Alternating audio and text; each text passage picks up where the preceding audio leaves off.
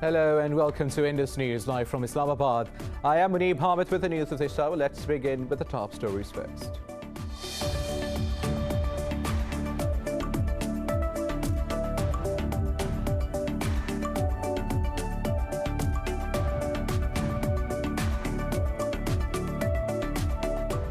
Prime Minister Imran Khan has thanked government lawmakers and supporters after winning a trust vote from the parliament. Addressing the National Assembly, Khan said nations without a vision die and development is linked with morality. Khan was able to secure 178 votes against the 171 required to win confidence of the House.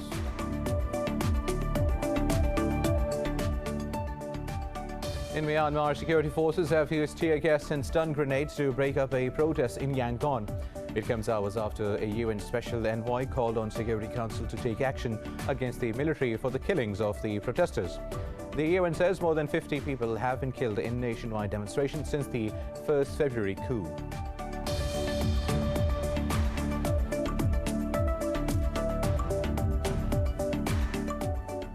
Pope Francis has appealed for peaceful coexistence in a meeting with Iraq's top Shiite cleric Ayatollah Ali al-Sistani. This was the first meeting between the two religious leaders in the holy southern city of Najaf. Francis also visited the ruins of ancient Ur in southern Iraq, revered as the birthplace of Prophet Ibrahim.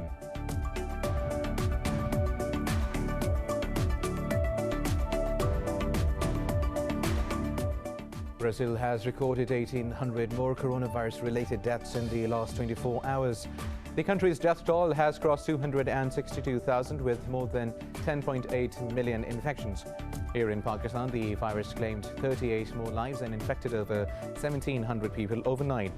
Nationwide, the death toll has risen to 13,166 with more than 588,000 cases. Globally, there are 2.57 million fatalities and 116 million infections.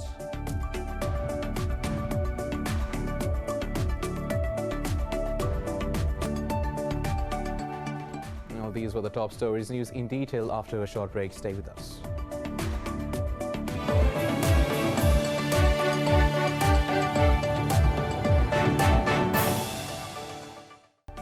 Welcome back. Now let's have the news in detail. We'll start from Pakistan, where Prime Minister Imran Khan has thanked government lawmakers and supporters after winning a trust vote from Parliament. The Prime Minister was able to secure 178 votes against the 171 required to win the confidence of the House.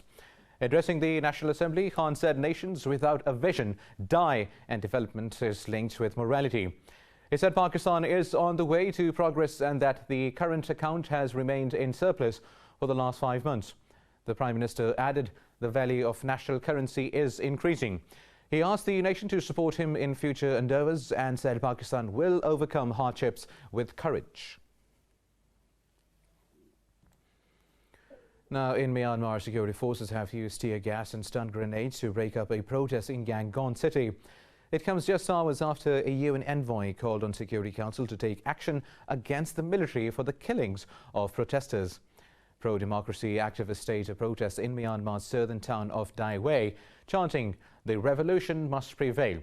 Hundreds also gathered in Nepal city of Kathmandu and Australia Sydney to protest against the military coup in Myanmar. Meanwhile, Myanmar authorities have asked India to return 8 police officers who sought refuge to avoid military orders.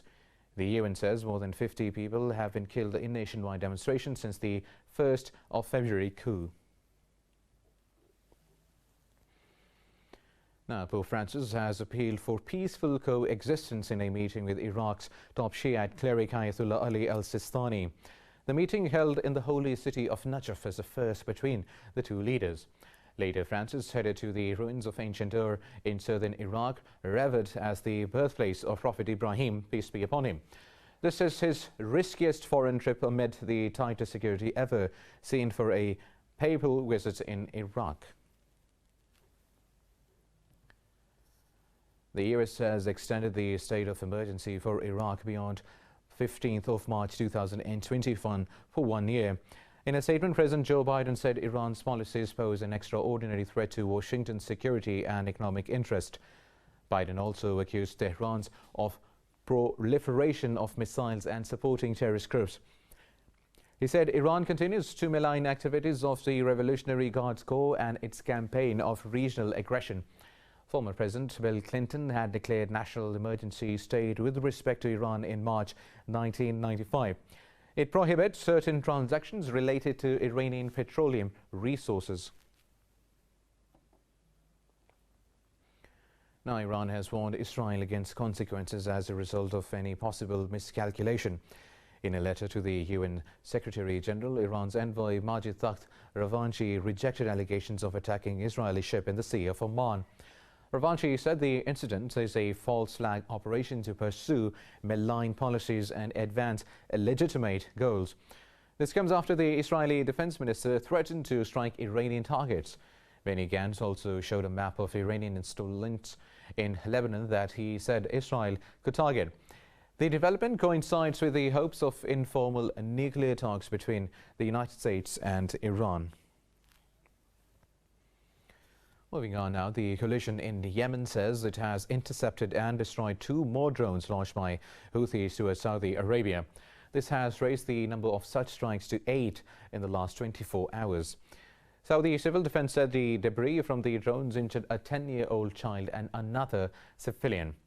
Earlier in a tweet, a Houthi spokesperson said they had attacked King Khalid Air Base in the Khamis Mushaid area. The latest strikes by Houthis are majorly directed towards the southern cities of Khamis Mushaid and Jazan. These attacks have increased manifold in recent days amid ramped-up international efforts to end the war.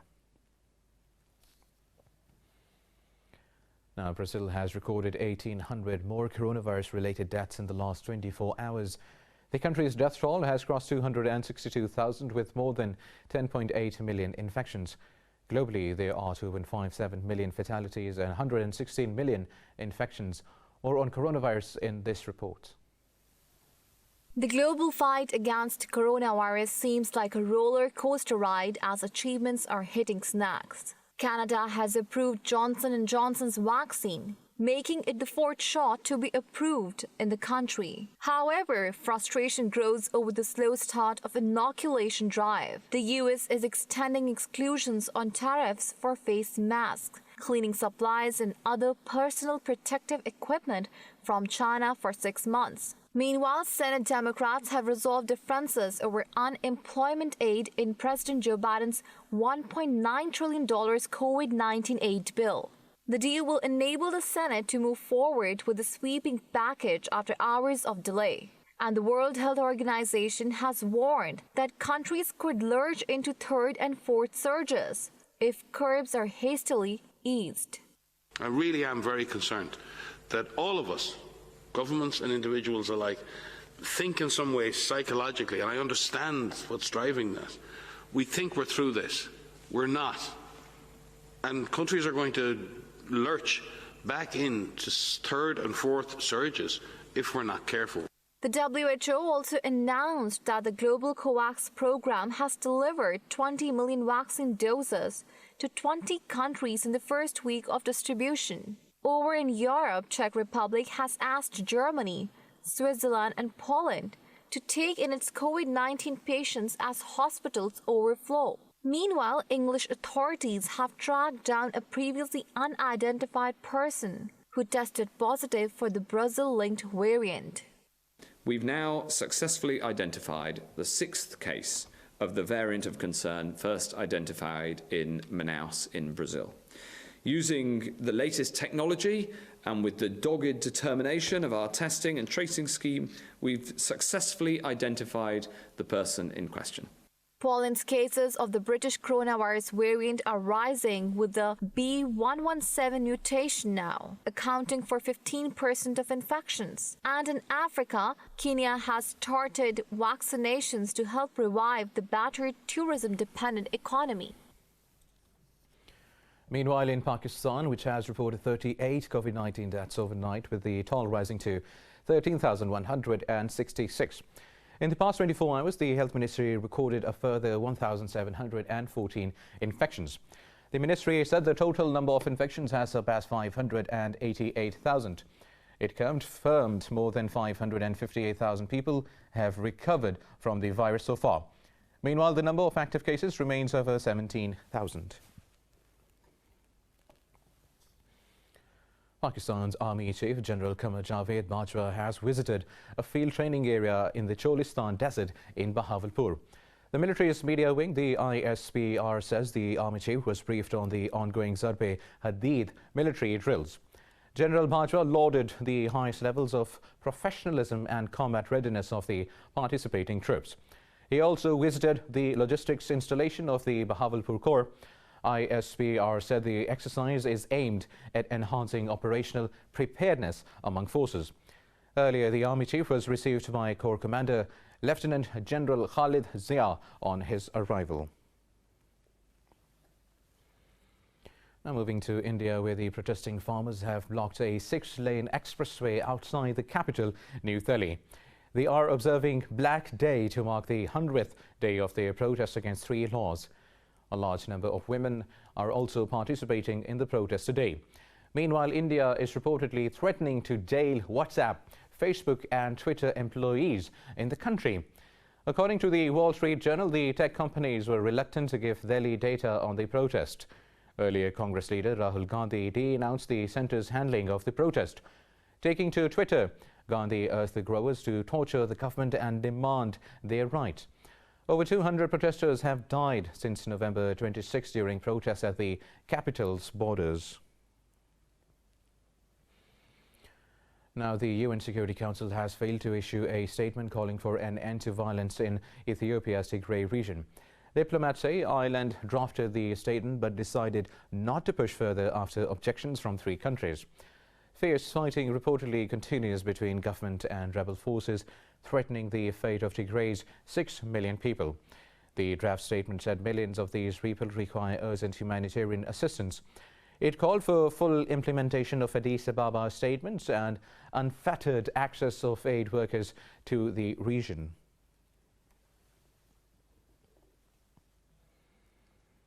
Now, in Nigeria, gunmen have killed 16 people and injured 9 others in Sokoto state near the border with Niger. An official said the gunmen arrived on motorcycles and opened fire in Tara village. Saidu Nano Ibrahim added that bandits came from Dogon Zango in neighboring Zamfara state. The lawmaker said the attackers also took away more than 100 cows.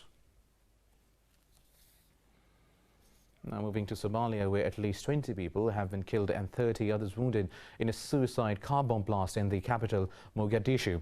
Officials say the operation is still going on to establish the exact number of casualties in the attack outside a restaurant.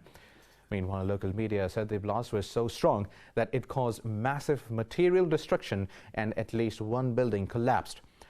Now police have blamed the attack on the Al-Shabaab terrorist group, but no one has claimed responsibility for the attack so far.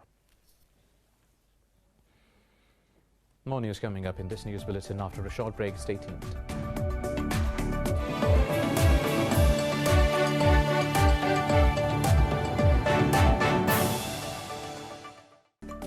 Welcome back. Now moving on with the news stories, we go to Mexico, where the government has walled off the presidential palace ahead of the Women's March. A rally is planned to protest violence against women and the president's support for a gubernatorial candidate accused of rape. President Andrés Manuel López Obrador says those calling on him to drop support for Félix Salgado are politically motivated. Barriers were also installed around other emblematic buildings and monuments in downtown Mexico City. The protest is scheduled for Monday, commemorating International Women's Day on 8th of March. According to official data, at least 939 women were victims of femicide last year in Mexico. And the US says hackers may have compromised a large number of victims by exploiting vulnerabilities in Microsoft software. The White House says there is currently an active threat from hackers exploiting 4 flaws in Microsoft's Exchange email application. White House Press Secretary Jen Psaki warned the breach can have far-reaching impact. Talking to reporters, Psaki said Washington is working with partners to understand the scope of the attack. This is a significant vulnerability that could have far-reaching impacts. First and foremost, this is an active threat. And as the National Security Advisor tweeted last night, everyone running these servers, government, private sector, academia, needs to act now to patch them. We are concerned that there are a large number of victims and are working with our partners to understand the scope of this. So it's an ongoing process. Meanwhile, the Pentagon says it is assessing its networks for possible damage after the breach. And also in a blog earlier, Microsoft said a group of hackers had launched limited and targeted attacks to gain access to emails. Now, the American Space Agency, NASA's Perseverance rover, has undertaken its first drive across the surface of Mars. It moved for just 6.5 meters in total, but Deputy Project Scientist Katie Stack Morgan said it was a significant moment. The drive marks 2 weeks since the 1-ton robot landed on the surface of the red planet. Engineers have spent this time commissioning the vehicle and its many systems, including its instruments and the robotic arm. Perseverance is on the mission to explore a near-equatorial crater called Jezero to search for evidence of past life. Now, a Prague cafe, which first made a coronavirus-shaped cake in autumn last year, is now offering its treatment. Details in this report.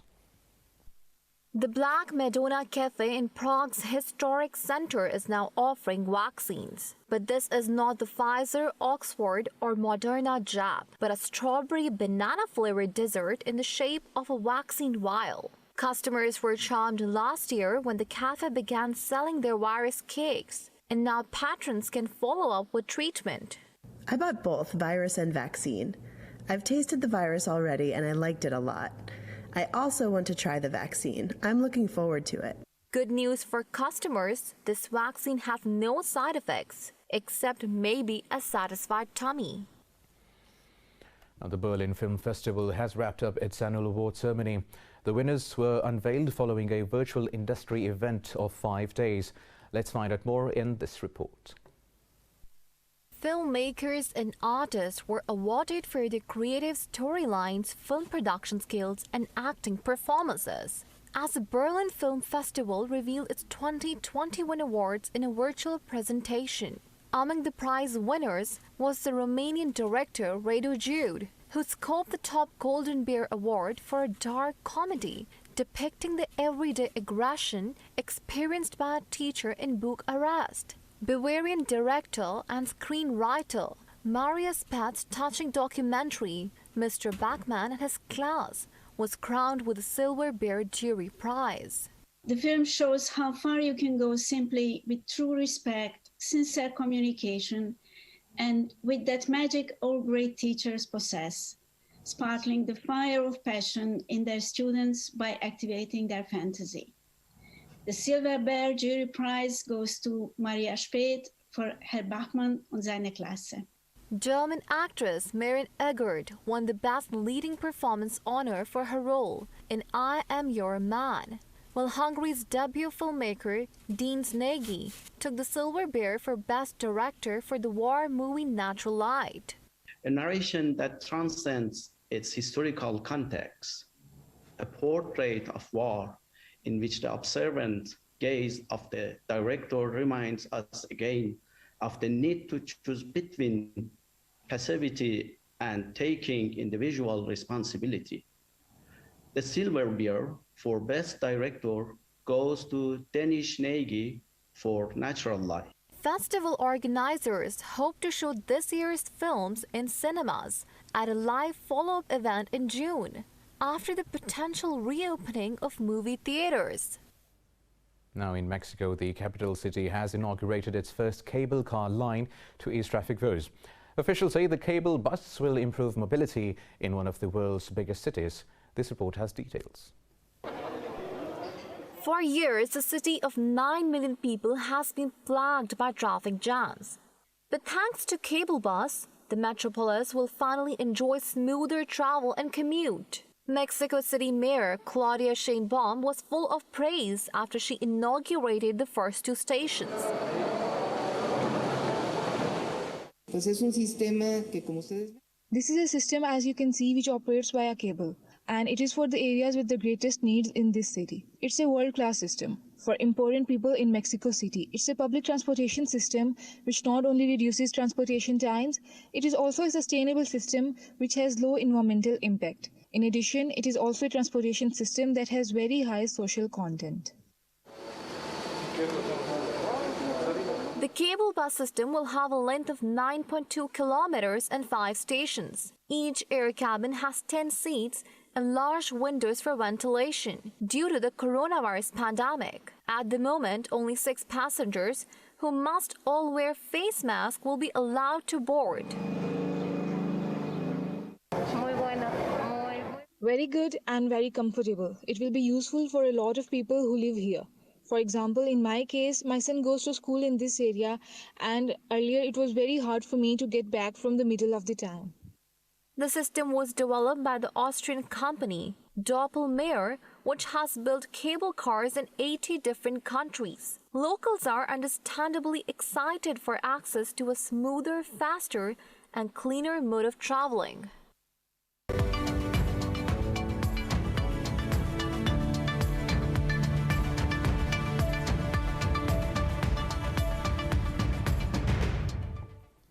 Now in business stories, the European Union and the US have agreed to suspend tariffs used in the long-standing Airbus-Boeing dispute. The suspension will last for an initial period of 4 months. European Union Commission President Ursula von der Leyen held remote talks with US President Joe Biden. In a statement, von der Leyen said both sides are committed to resolving the aircraft disputes. She called the development a positive signal for bilateral economic cooperation in the years to come.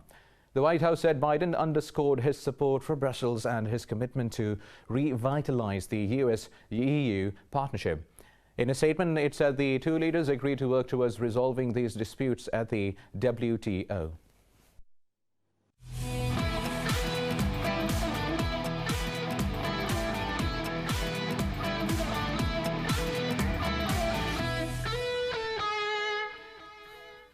Now in tennis, Croatian Borna Coric and Hungary's Matin will face off in the semi-finals of the Rotterdam Open in the Netherlands. The winner will face either Stefanos Tsitsipas or Andrei Rublev in the final on Sunday. In the quarterfinal, Coric had 11 aces before wrapping up his win over Japan's Kei Nishikori 7-6 and 7-6. Meanwhile, Fusovic boosted American Tommy Paul 6-4 and 6-3 to storm into the final 4 of the tournament. Earlier, Tsitsipas and Rublev set up an exciting semi-final clash as they emerged victorious in their quarter-final contest. Both the Greek and the Russian took 3 sets to take down their respective opponents. Now, Japan have taken a 3-0 lead over hosts in the Davis Cup World Cup Group 1 tie at Pakistan Sports Complex in Islamabad. The Wizards beat Pakistan in the doubles contest on the second and final day to clinch the first round tie. Shintaro Mochizuki and Yosuke Watanuki dominated the Pakistani duo of Isamul Haq and Akil Khan 4-6, 6-4 and 6-2. Earlier on the opening day, Watanuki tamed Akil Khan while Keiichi Uchida overpowered Isamul Haq in the singles. Of the 24 ties across World Group 1 and World Group 2, 4 have taken place this weekend, while the remaining 20 are scheduled for September. The 8 highest ranked nations of the World Group 1 ties will automatically progress to the 2022 Davis Cup. Now in golf, Canada's Corey Connors has grabbed a 1-stroke lead to move atop the leaderboard at the Arnold Palmer Invitational in Florida. Connors carded a steady second, round 69, with just 1 blemish on his scorecard, a bogey at par 3 seconds hole. The Canadian recorded 2 birdies and an eagle at the par 5/16 to finish at 9 under par 135. Scotsman Martin Laird sits alone in second place, 1 stroke back after his second round 67. Meanwhile, Norway's Victor Hovland, Northern Irishman Rory McIlroy and American Lanto Griffin share third place at 7 under par. The tournament is the first PGA Tour event of the year to host fans up to 25% of capacity. Now, in motorsports, organisers of the Azerbaijan Formula 1 Grand Prix say the event in Baku will go ahead without spectators in June. The race was cancelled last year due to the COVID-19 pandemic. In 2019, the race had a three-day attendance of 85,000, with overseas visitors being a large part of it. It is scheduled as part of the sixth round of the 2021 season. Azerbaijan is the first Grand Prix so far this year to confirm a closed-doors event.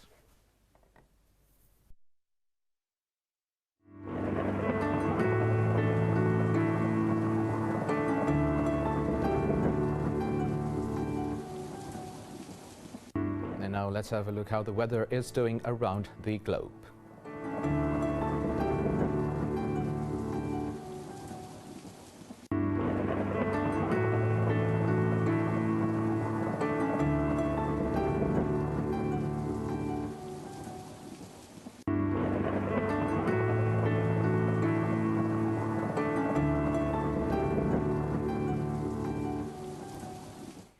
And that is all for now. For the latest updates, you can follow us on social media at Indus.News. Take care.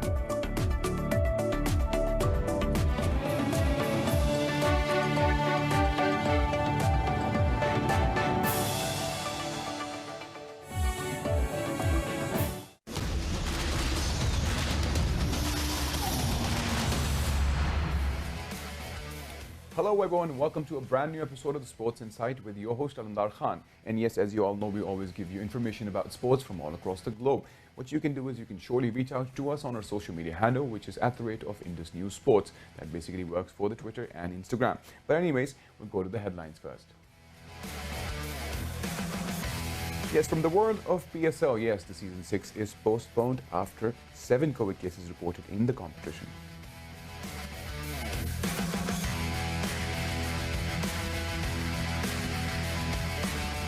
Demba Babuma made history after being named as the first black African captain of South African cricket side. We'll surely talk about that.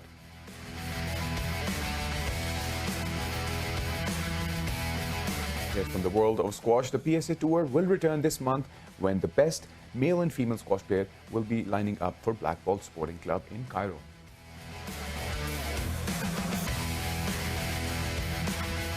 And yes, from the world of Premier League, Chelsea beat Liverpool 1-0.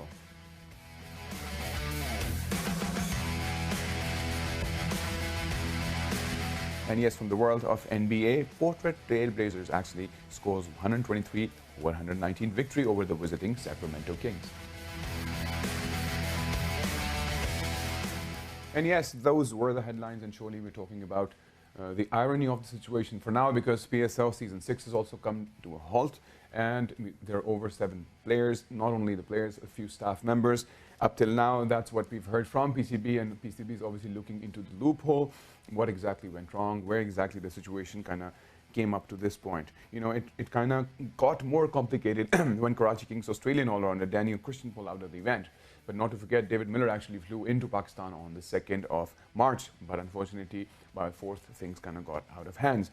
To discuss this and, you know, how will it affect the upcoming tour, because if you all recall, the Proteas had sent an invitation to Pakistan to fly over to South Africa to have their upcoming series of not only T20s but also Test.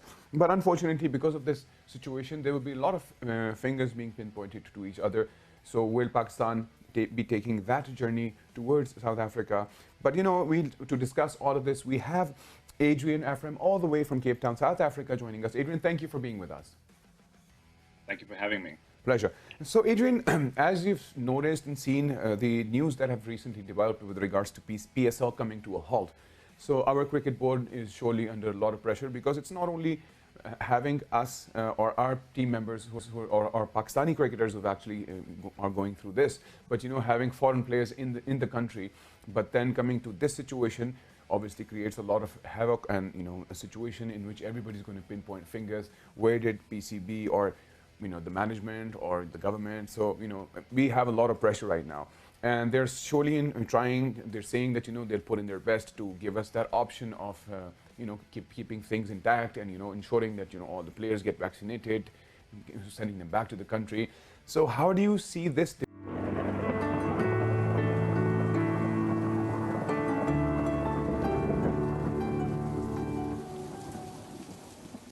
And now let's have a look how the weather is doing around the globe.